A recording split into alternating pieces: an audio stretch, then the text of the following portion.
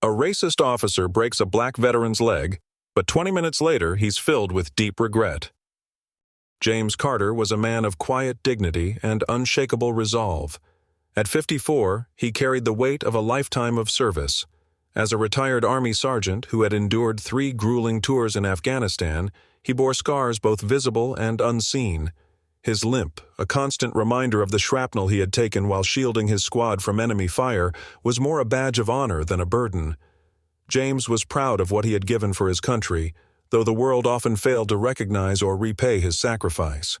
For him, his small, peaceful hometown seemed like a fitting place to live out the next chapter of his life. Every morning, James followed a familiar routine.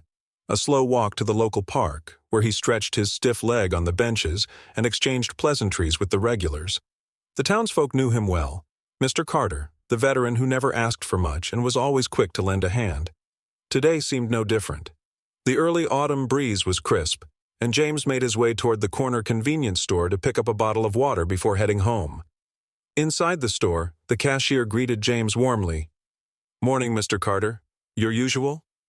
James smiled. "Morning, Rebecca. Just the water today." He paid with exact change and lingered a moment to chat about her kids. As James stepped back into the sunlight, he felt the familiar ache in his leg and adjusted his stride. His peaceful day, however, shattered the moment he saw the patrol car parked at the curb. Inside the cruiser sat Officer Brian Daniels, a name that was whispered with disdain among the town's black residents. Daniels had been on the force for 5 years, and in that time, he had gained a reputation for his aggressive demeanor, particularly toward people of color. He often used his badge as a shield for his unchecked prejudice, prowling neighborhoods and profiling anyone who didn't meet his narrow definition of respectable. When Daniels saw James, his eyes narrowed. To him, the sight of an older black man with a limp walking out of the store was enough to spark suspicion. His hand reflexively rested on his holstered weapon as he swung open the car door. "Hey, you!" Daniels barked, his voice sharp and commanding. James paused, confused, and turned toward the officer. "Can I help you, officer?" he asked, his tone calm and measured. Daniels stepped closer, his posture aggressive. "What are you doing around here?" James frowned, unsure how to respond to such a question. "I just bought some water," he replied, holding up the plastic bottle. "I live a few blocks down." Daniels sneered, his gaze traveling over James's simple jacket and jeans. "You don't look like you belong here," he said, the accusation hanging heavy in the air. "Empty your pockets." James hesitated, a mix of frustration and disbelief washing over him. "I don't have anything on me but my wallet," he said evenly. "Is there a reason you're stopping me?" Daniel's face darkened. "Don't question me," he snapped. Without waiting for compliance, he grabbed James by the arm and yanked him forward. James winced, the sharp pull sending a jolt of pain through his injured leg. "Take it easy," he said, his voice firm but restrained. But Daniels wasn't listening. Convinced he was dealing with someone hiding something, Daniels pushed James toward the patrol car. The sudden motion caused James to stumble, his injured leg unable to support the movement. Instinctively, James reached out to steady himself, but Daniels misinterpreted the action as resistance. "Don't resist," Daniels barked, shoving James harder. "I'm not resisting," James said, his voice strained. But Daniels was beyond reasoning. He slammed James to the ground with all his weight, pinning him with a knee to his back. The pain was immediate and unbearable. Daniels grabbed James's leg and twisted it at an unnatural angle, eliciting a sickening crack. James cried out in agony, his voice echoing down the quiet street. The crowd that had begun to gather gasped in horror as they witnessed the brutality unfold. Daniels released James only when the man lay motionless, clutching his leg as tears of pain streamed down his face. James tried to speak, his voice trembling. Why are you doing this? I haven't done anything wrong." Daniels stood over him, his expression unreadable, though his actions spoke volumes. He reached for his radio to call for backup, leaving James on the cold pavement. The bottle of water rolled a few feet away, spilling onto the ground. By this point, murmurs of outrage began rippling through the small crowd of onlookers. "That man didn't do anything," someone shouted. "He's a veteran," another voice added. "How could you treat him like that?" Daniels glanced at the growing crowd, his hand twitching toward his holster as if to assert control. "Step back," he barked, his voice rising. But the damage was done. The image of James lying broken on the ground, his face twisted in pain, was seared into the minds of everyone there. A young man in the crowd began filming with his phone, ensuring there would be a record of what had just occurred. As the distant wail of an approaching ambulance pierced the tense silence, James closed his eyes, trying to focus on his breathing through the overwhelming pain. His day had begun like any other, but now it was marked by a violence he hadn't seen since the battlefield. Only this time, the enemy wasn't foreign. It was the very system he had fought to defend. James lay on the cold pavement, his breathing shallow, his face a mixture of agony and disbelief. The sharp pain radiating from his broken leg was almost too much to bear, but it was the humiliation that hurt the most. Around him the crowd grew larger, their murmurs rising into shouts of anger. The people who had come to witness the injustice were no longer silent. A young woman knelt beside James, her face filled with worry. "Stay still, sir," she said, her voice trembling. "Help is coming." James clenched his jaw, trying to keep his composure. "I didn't do anything wrong," he whispered, his voice cracking. The woman looked up at Officer Daniels, her expression hardening. "This man needs an ambulance! You've already done enough!" she yelled. Daniels stood a few feet away, his posture stiff, his hand still resting on the holster of his gun. His earlier confidence was beginning to waver. The growing crowd was no longer just murmuring, they were shouting accusations. "You broke that man's leg for no reason," someone yelled. "He's a veteran," shouted another. Daniels raised his voice, trying to regain control. "Step back! This is a police matter! Everyone back off!" But his words only fueled the crowd's anger. "You're a coward!" a man shouted, stepping forward. "Hurting an old man like that? You think your badge makes it right?" The young man with the phone continued recording, his camera focused on Daniels. "You're done, man. Everyone's going to see this. You can't just get away with it." Daniels's eyes darted toward the phone, and his hand tightened on his holster. "I said step back!" he barked again, his voice cracking under the pressure. Despite his threat, the crowd refused to disperse. Instead, they grew louder, their voices forming a collective shield around James. The man lying on the ground was no longer just one individual. He was a symbol of every injustice they had witnessed, but couldn't stop. And now, they wouldn't let this moment go unnoticed. The sound of sirens cut through the tension. An ambulance, its lights flashing, pulled up to the curb. Two paramedics jumped out, rushing toward James. They knelt beside him, assessing the extent of his injuries. "Sir, can you hear me?" one of them asked, her voice calm and professional. James nodded weakly, wincing as they carefully moved his leg. The pain was unbearable, but he gritted his teeth, refusing to let Daniel see him break. The paramedics worked quickly, placing James's leg in a temporary splint and preparing him for transport. As they lifted him onto the stretcher, the crowd parted, their faces a mix of concern and fury. James turned his head toward Daniels, his voice low but steady despite the pain. "I fought for this country," he said, his words cutting through the noise. "For your freedom. And this is how you repay me?" Daniels didn't respond. For the first time, he looked unsure of himself. The weight of the situation was pressing down on him, the anger of the crowd and the glare of the camera lens making it impossible to hide from what he had done. He opened his mouth as if to say something, but no words came out. As the paramedics wheeled James toward the ambulance, the young man with the phone stepped closer to Daniels. "You're not walking away from this," he said, his tone dripping with disdain. "We've got it all." Every second Daniels looked at the man, his jaw tightening. He wanted to defend himself, to justify his actions, but the truth hung heavy in the air. He had overstepped, and now there was no turning back. Inside the ambulance, James lay quietly, his breathing steady but his mind racing.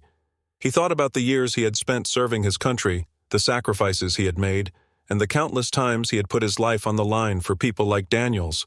And yet, here he was, broken and discarded, as if his service and humanity meant nothing. As the ambulance doors closed, the crowd erupted in a chant. "Justice for James! Justice for James!"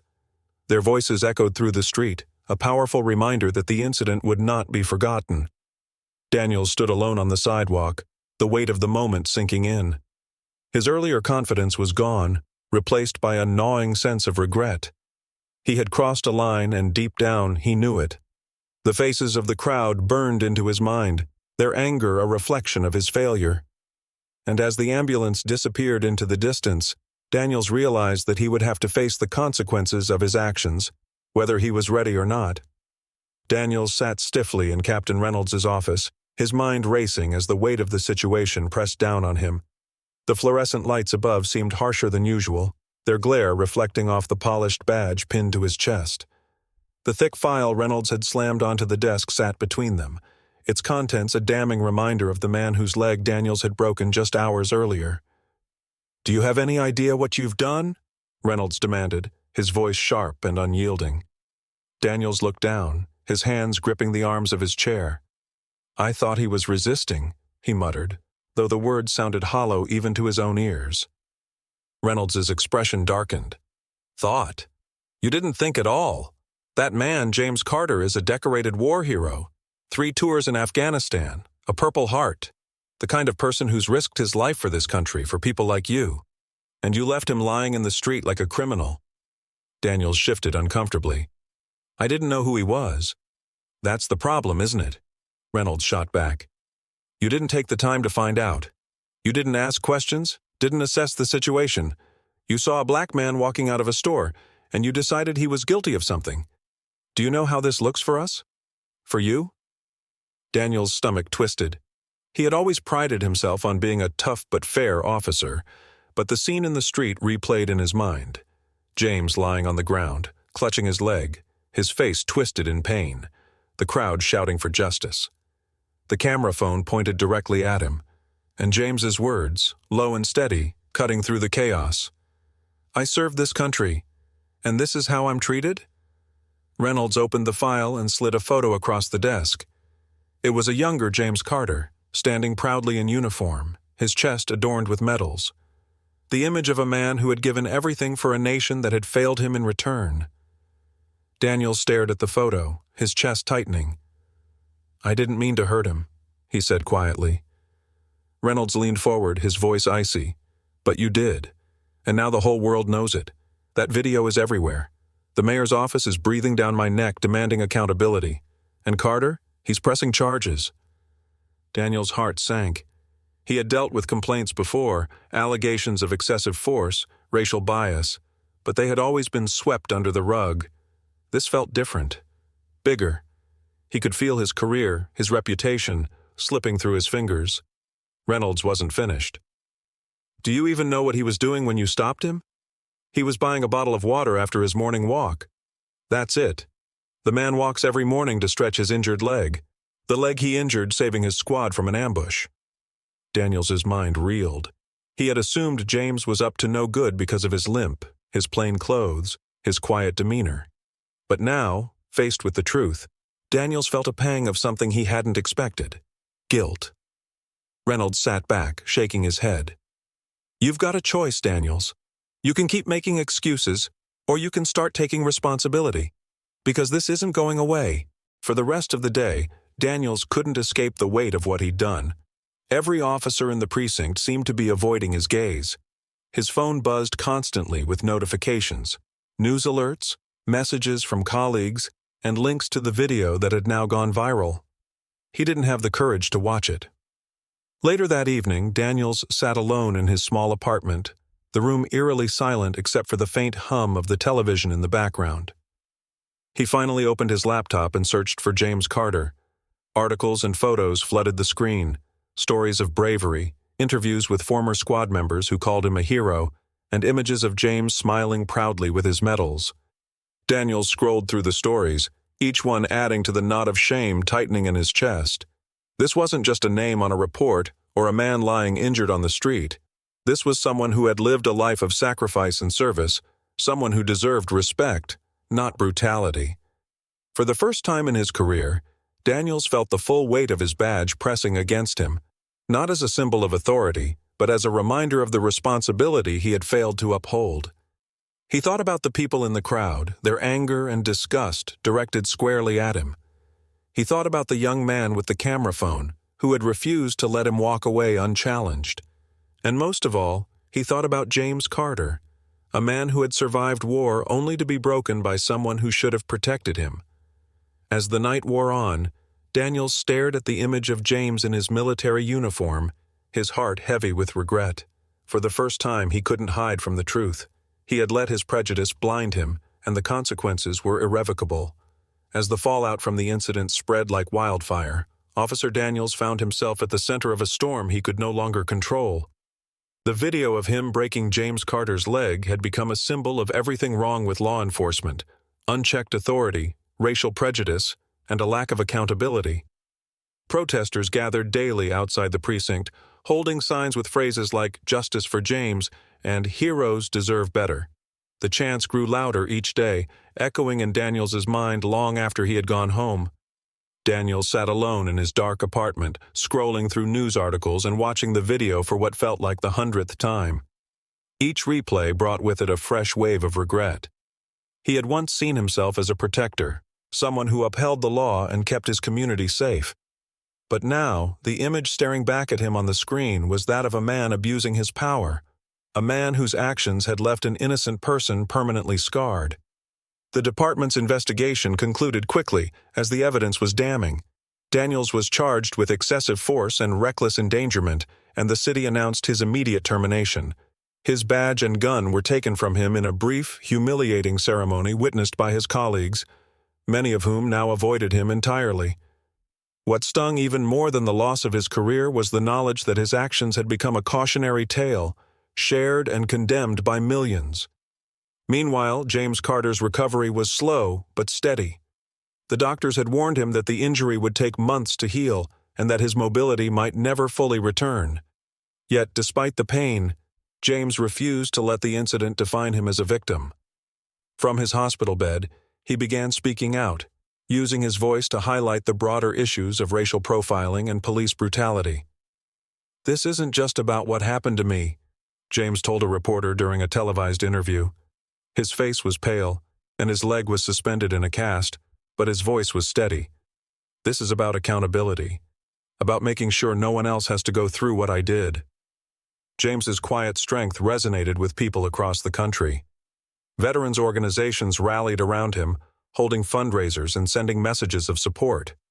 His former Army comrades visited regularly, each one reminding him of the lives he had saved and the sacrifices he had made.